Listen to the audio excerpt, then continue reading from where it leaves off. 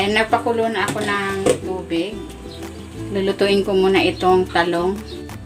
And hinati ko yan. Ito yung talong na madalas sinahalo sa pinakbet.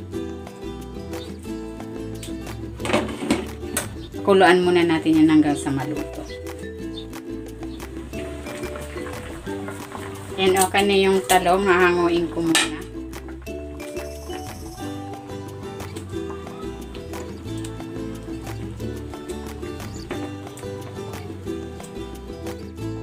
And ilalagay ko itong isang latang San Marino corn tuna dito sa bowl. Ilalagay ako ng sibuyas, onion leeks, at ng bell pepper. Titimplang ko ito ng asin at ng paminta. Haluin natin. While waiting, kung hindi ka pa nakapag-subscribe sa aking channel, please subscribe at i-click mo na rin ang notification bell para lagi kang updated sa aking latest recipes. Maglalagay ako dito ng isang pirasong itlog.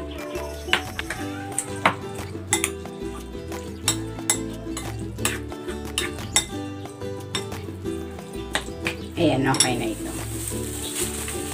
And ipipress muna natin itong talong para lumapad at malagyan natin ng palaman. Then maglalagay na tayo dito ng tuna mixture. Yan, ganyan lang. Tutuloy ko lang ang paglagay ng toppings sa natitira pa nating mga talong.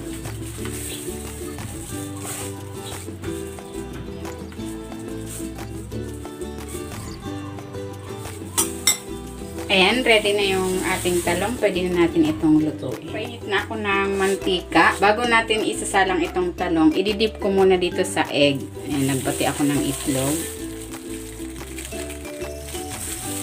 Tuloy na natin.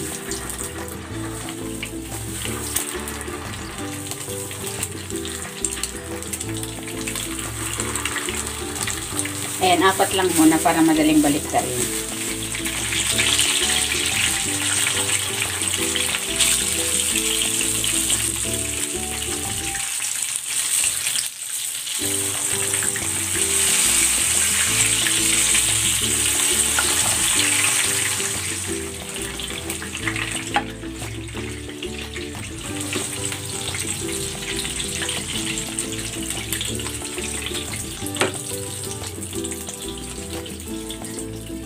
Eto na, ready na itong ating tortang talong with tuna.